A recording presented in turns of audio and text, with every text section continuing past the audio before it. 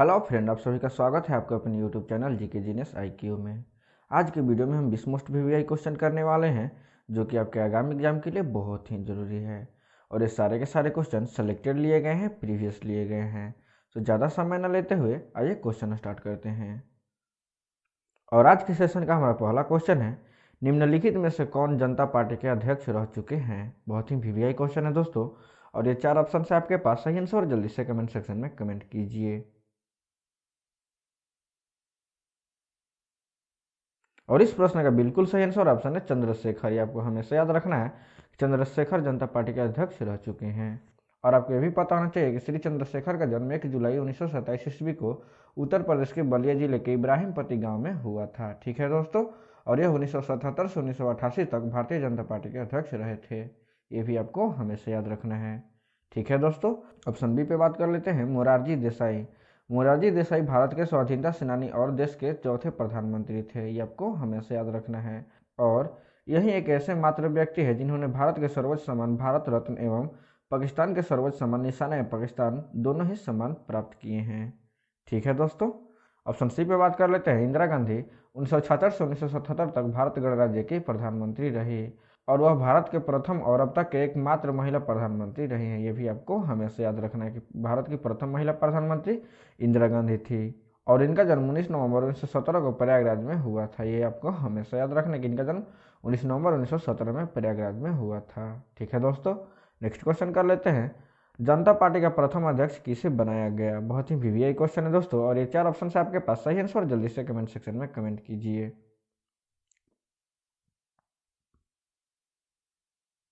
और इस प्रश्न का बिल्कुल सही आंसर ऑप्शन है वाजपेयी। आपको हमेशा याद रखना है कि जनता पार्टी का प्रथम अध्यक्ष वाजपेयी को बनाया गया था। और आपको यह भी पता होना चाहिए कि बीजेपी की स्थापना 6 अप्रैल 1980 ईस्वी को हुई थी। ये आपको हमेशा याद रखना है, जिसके प्रथम अध्यक्ष अटल बिहारी वाजपेयी थे। ये आपको हमेशा याद रखना है। और ये भारत के 10वें प्रधानमंत्री भी थे। ये भी आपको हमेशा याद रखना है। और इनका जन्म 24 दिसंबर 1924 ईस्वी को हुआ था। ये भी आप हमेशा याद रखिएगा। ठीक है दोस्तों। नेक्स्ट क्वेश्चन कर लेते हैं, जनता पार्टी के शासनकाल में दल बदल निरोध कानून लोकसभा में कब लाया गया। बहुत ही VVI क्वेश्चन है दोस्तों। और ये 4 ऑप्शन है आपके पास, सही आंसर जल्दी से कमेंट सेक्शन में कमेंट कीजिए।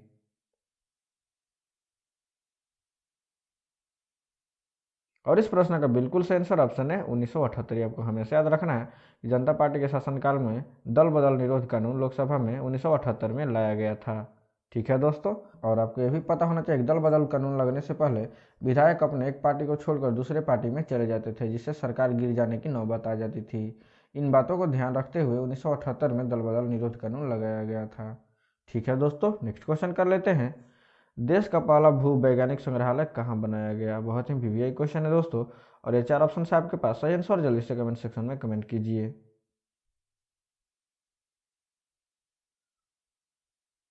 और इस प्रश्न का बिल्कुल सही आंसर ऑप्शन है जैसलमेर। आपको हमेशा याद रखना है कि देश का पहला भू वैज्ञानिक संग्रहालय जैसलमेर में बनाया गया था। ठीक है दोस्तों। नेक्स्ट क्वेश्चन कर लेते हैं, नाट्य शास्त्र भारत के शास्त्रीय नृत्य का मुख्य स्रोत किसके द्वारा लिखा गया है। और ये 4 ऑप्शन है आपके पास, सही आंसर जल्दी से कमेंट सेक्शन में कमेंट कीजिए।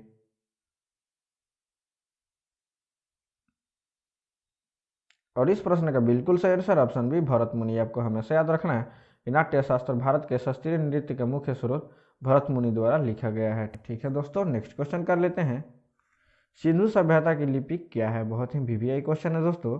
और ये 4 ऑप्शन है आपके पास, सही आंसर जल्दी से कमेंट सेक्शन में कमेंट कीजिए।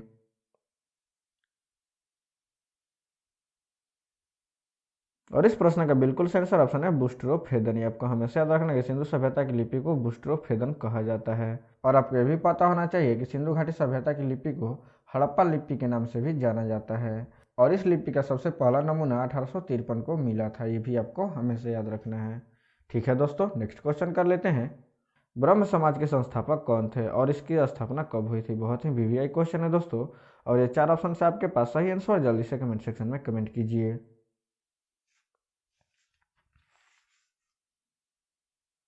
और इस प्रश्न का बिल्कुल सही आंसर ऑप्शन है 1828 ईस्वी और राजा राम मोहन राय। आपको हमेशा याद रखना है कि ब्रह्म समाज के संस्थापक राजा राम मोहन राय थे और इसकी स्थापना 1828 ईस्वी में हुई थी। ये आपको हमेशा याद रखना है। और आपको ये भी पता नहीं चाहिए कि ब्रह्म समाज की स्थापना 20 अगस्त 1828 ईस्वी को राजा राम मोहन राय और द्वारिकानाथ टैगोर द्वारा स्थापित किया गया था। ये आपको हमेशा याद रखना है। ठीक है दोस्तों, नेक्स्ट क्वेश्चन कर लेते हैं। बिरजू महाराज किस क्षेत्र में प्रसिद्ध हैं? बहुत ही वीवीआई क्वेश्चन है दोस्तों, और ये 4 ऑप्शन है आपके पास, सही आंसर जल्दी से कमेंट सेक्शन में कमेंट कीजिए।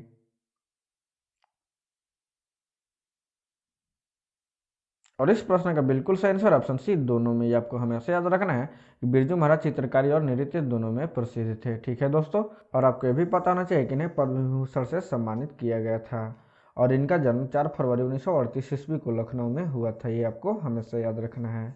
ठीक है दोस्तों, नेक्स्ट क्वेश्चन कर लेते हैं। राष्ट्रीय गान प्रथम बार किस वर्ष में गाया गया था? और ये 4 ऑप्शन है आपके पास, सही आंसर जल्दी से कमेंट सेक्शन में कमेंट कीजिए।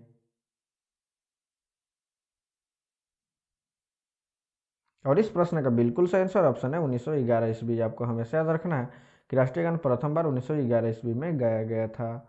ठीक है दोस्तों, और आपको ये भी पता होना चाहिए कि भारत का राष्ट्रीय गान जन गण मन पहली बार 27 दिसंबर 1911 ईस्वी को भारतीय राष्ट्रीय कांग्रेस के कोलकाता अधिवेशन में हिंदी तथा बंगाली दोनों भाषा में गाया गया था। ये आपको हमेशा याद रखना है, कि हिंदी तथा बंगाली दोनों भाषा में 27 दिसंबर 1911 को गाया गया था। और इसके रचयिता रविन्द्रनाथ टैगोर हैं। ये भी आपको हमेशा याद रखना है, इसके रचयिता रविन्द्रनाथ टैगोर हैं। ठीक है दोस्तों, नेक्स्ट क्वेश्चन कर लेते हैं। यदि आंसर बताने में ज़्यादा टाइम लग रहा है तो आप वीडियो को पॉज कर लीजिएगा। ठीक है दोस्तों, नेक्स्ट क्वेश्चन कर लेते हैं। निम्न में से कर्नाटक में प्रचलित मूल रूप से ग्रामीण प्रकृति का नृत्य नाटक है? और ये 4 ऑप्शन है आपके पास, सही आंसर जल्दी से कमेंट सेक्शन में कमेंट कीजिए।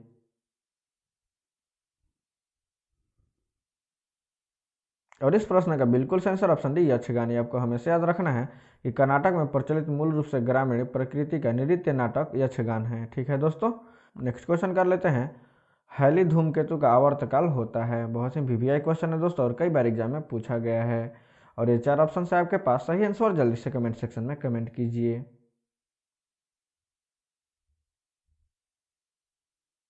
और इस प्रश्न का बिल्कुल सही आंसर ऑप्शन बी, 76 वर्ष। आपको हमेशा याद रखना है कि हेलो धूमकेतु का आवर्तकाल 76 वर्ष पे होता है। ये आपको हमेशा याद रखना है। और आपको भी पता होना चाहिए कि हेलो धूमकेतु लगभग 74 से 76 वर्ष के अंतराल पे पृथ्वी से नजर आता है, जिसे हम नगण्य आंखों से देख सकते हैं। और यह अगली बार 28 जुलाई 2061 को देखी जाने की संभावना है। ये आपको हमेशा याद रखना है। ठीक है दोस्तों, नेक्स्ट क्वेश्चन कर लेते हैं। हिंगरिंग पॉन्ड के नाम से जाने जाते हैं? बहुत ही वीवीआई क्वेश्चन है दोस्तों, और ये 4 ऑप्शन है आपके पास, सही आंसर जल्दी से कमेंट सेक्शन में कमेंट कीजिए।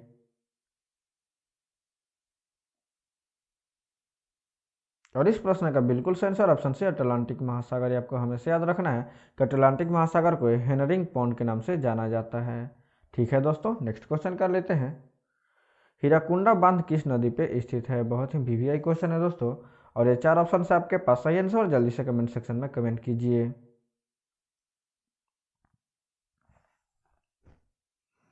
और इस प्रश्न का बिल्कुल सही आंसर ऑप्शन सी, महानदी। आपको हमेशा याद रखना है कि हीराकुंडा बांध महानदी पे स्थित है। ठीक है दोस्तों, और आपको ये भी पता होना चाहिए कि हीराकुंडा बांध उड़ीसा में महानदी पे निर्मित एक बांध है, जिसे 1957 ईस्वी में महानदी पे निर्मित किया गया था। ठीक है दोस्तों, और इसकी कुल लंबाई 25.8 किलोमीटर है। ये आपको हमेशा याद रखना है, इसकी लंबाई 25.8 किलोमीटर है। ठीक है दोस्तों, नेक्स्ट क्वेश्चन करने से पहले आपसे एक रिक्वेस्ट है, यदि आप हमारे चैनल पर पहली बार आए हैं तो वीडियो को लाइक करें, शेयर करें, और चैनल को सब्सक्राइब कर प्लीज़ हमें सपोर्ट करें।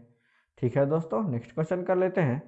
हीरा व्यापार का सबसे बड़ा केंद्र है? बहुत ही वीवीआई क्वेश्चन है दोस्तों, और ये 4 ऑप्शन है आपके पास, सही आंसर जल्दी से कमेंट सेक्शन में कमेंट कीजिए।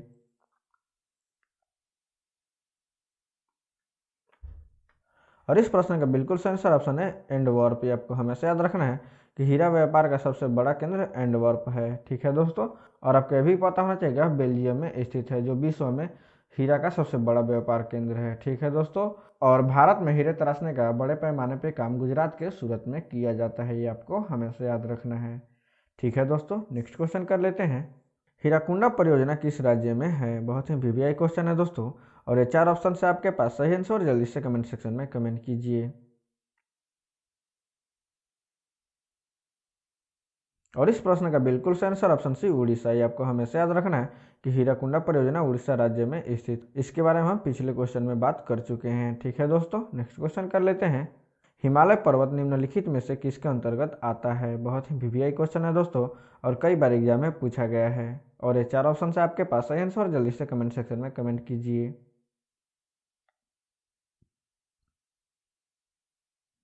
और इस प्रश्न का बिल्कुल सही आंसर ऑप्शन सी नवीन वलित पर्वत। ये आपको हमेशा याद रखना है कि हिमालय पर्वत नवीन वलित पर्वत का एक प्रकार है। ठीक है दोस्तों, और इसे पर्वतराज के नाम से भी जाना जाता है, ये भी आपको हमेशा याद रखना है। और इसमें 100 से ज़्यादा पर्वत शिखर हैं, ये भी आपको हमेशा याद रखना है कि हिमालय में 100 से ज़्यादा पर्वत शिखर है। और विश्व का सर्वोच्च शिखर माउंट एवरेस्ट हिमालय का ही एक शिखर है, ये भी आपको हमेशा याद रखना है कि एवरेस्ट हिमालय का ही एक शिखर है। ठीक है दोस्तों, नेक्स्ट क्वेश्चन कर लेते हैं। किस वैज्ञानिक ने रेडियो धार्मिक तत्व रेडियम की खोज की थी? बहुत ही वीवीआई क्वेश्चन है दोस्तों, और ये 4 ऑप्शन है आपके पास सही आंसर, और जल्दी से कमेंट सेक्शन में कमेंट कीजिए।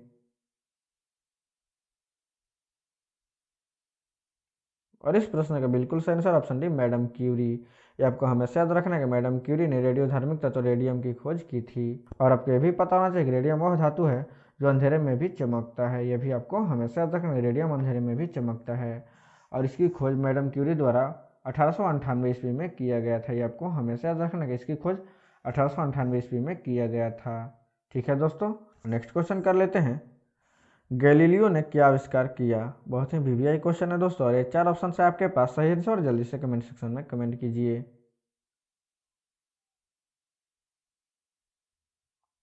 और इस प्रश्न का बिल्कुल सही आंसर ऑप्शन डी टेलीस्कोप। ये आपको हमेशा याद रखना है कि गैलीलियो ने टेलीस्कोप का आविष्कार किया था। और आपको ये भी पता होना चाहिए कि इसे हम बोलचाल की भाषा में दूरबीन कहते हैं। ये आपको हमेशा याद रखना है, टेलीस्कोप को दूरबीन कहते हैं। ठीक है दोस्तों, और इसकी खोज 17वीं शताब्दी में ही हुई थी, ये आपको हमेशा याद रखना है। नेक्स्ट क्वेश्चन कर लेते हैं। ग्रहों की खोज किसने की? और ये 4 ऑप्शन है आपके पास सही आंसर, और जल्दी से कमेंट सेक्शन में कमेंट कीजिए। और इस प्रश्न का बिल्कुल सही आंसर ऑप्शन है केपलर। ये आपको हमेशा याद रखना है कि ग्रहों की खोज केपलर ने की थी। ठीक है दोस्तों, और आपको भी पता होना चाहिए कि इनका जन्म 27 दिसंबर 1571 ईस्वी में हुआ था, और यह जर्मनी के निवासी थे, और इन्होंने ही ग्रहों के गति के नियम का प्रतिपादन किया था। ये आपको हमेशा याद रखना है। ठीक है दोस्तों, नेक्स्ट क्वेश्चन कर लेते हैं। घड़ी पेंडुलम का आविष्कारक कौन है? बहुत ही वीवीआई क्वेश्चन है दोस्तों, और ये 4 ऑप्शन है आपके पास सही आंसर, जल्दी से कमेंट सेक्शन में कमेंट कीजिए।